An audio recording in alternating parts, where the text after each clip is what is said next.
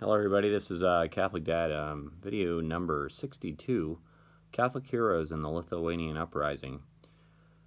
Back when I was in medical training, I had the unique fortune of working with numerous physicians from all over the globe, because people from foreign countries that went to medical school would come to the United States of America for training. And one unique individual, Jonas, that I worked with, he was from Lithuania, and we used to talk all things Catholic, all things non-Catholic. We used to talk motors and whatever else. But I had the good fortune. He was a surgical resident at that point in time, and one night on call, we had a little downtime, and we were just talking about Lithuania, communism, because those things interest me, and the Catholic resistance to communism.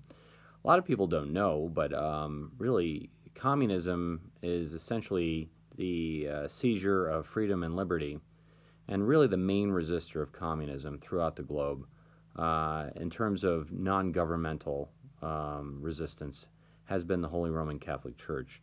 The Orthodox Church is very good at it as well, but there's been very few churches that have resisted communism to the extent of Catholicism, John Paul II, Saint John Paul II, and the movement of solidarity. But so Jonas he was a little bit of an older resident, and he was in Lithuania when the wall fell, and I was asking him about it, and he actually told me the story the day that not the wall fell, but the day that Lithuania was free from Soviet rule, and the Eastern Bloc countries were starting to fall: Estonia, Latvia, Lithuania, and nobody really knew what was going to happen. Were the tanks going to come in? Were the Russian soldiers going to come in and squelch the revolution like the Butcher of Budapest in '56?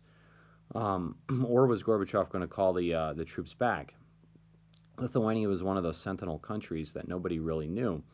And so the Lithuanians had it up to their eyeballs with communism, because they had no freedom of travel, they had no freedom of speech, they had no freedom of religion, they had no freedom, and really they were under the thumb of government. And for many years before that, a lot of their ancestors were killed under the reign of terror of Stalin and Khrushchev and Brezhnev.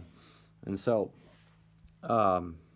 anyway, so one day, back in, I think it was 89 or 90, Jonas was a young man, and everybody knew that Lithuania declared itself free, and they all suspected that the troops were coming.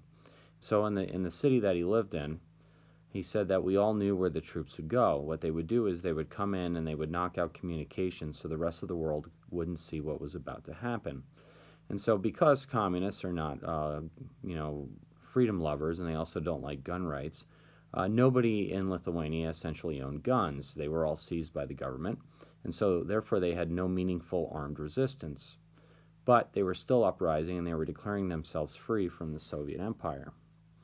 Well, anyway, so what Jonas told me was they promoted all the priests they had to generals, and then the generals let them in the battle. And so they went to the communications tower, the place they knew that the tanks and the soldiers would go, and they would roll in, and then they made like a human shield, a barrier between where the Russians were going to come from and the communications towers.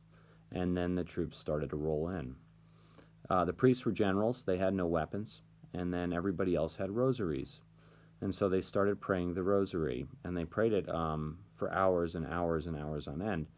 And the Russians were trying to get through the crowds, because everything was being filmed and watched. But they were trying to do it in good ways, not to be ridiculed by the rest of the world, but they wanted to knock out the communication towers so they could squash the revolution in a violent manner. Well, nobody was moving, and my buddy told me that the Russians were shooting tracer rounds over their heads, and the tanks would roll up and then swing the muzzle and the turret over the tops of the crowds to scare them, and that you could actually feel the bullets winging by your head, because they were shooting over the tops of the crowds with these tracer rounds, and nobody was dispersing, yet everybody continued to pray. Well, anyway, so the Russians would grab somebody, beat them up, and then knock them to the ground. And 23 people died that day, the day that the Lithuanians declared themselves free from the Russian, from the Soviet Republic. And what happened was One by one, the Russians decided this was not a fight they wanted to fight. And the soldiers dropped their weapons, they turned around, and they walked away. And so that's the story of Catholic heroes. That's the story of the Lithuanian uprising to free themselves from Soviet communism. And if you're a Protestant watching this, can you think of any Protestant equivalents of that? And I don't think there are any. I mean, there aren't any really. But that's happened a time and time and time and time again around the globe against communism, whether it be in Vietnam, whether it be in Korea. In fact, the Korean church is one of the only churches that were started by the laity, really. But communistic resistance in Mexico, resistance, the Catholic resistance to communism in Mexico and throughout Latin America and South America. It was always the Roman Catholic Church that was the great resistor of communism. And so, well, anyway, we honor the people that pray hard, resist tyranny, resist oppression for the world, so that we can so we can be free. But if you can imagine, just think of how heroic and how much courage it takes to stare down Soviet troops with Kalashnikov rifles and Russian tanks and not move when they advanced upon them, and yet to continue to pray with your priests in front of you leading the way, praying the rosary. And that's why I pray the rosary daily. It's perhaps the greatest spiritual weapon you will ever employ in your fight against secular humanism and darkness and communism.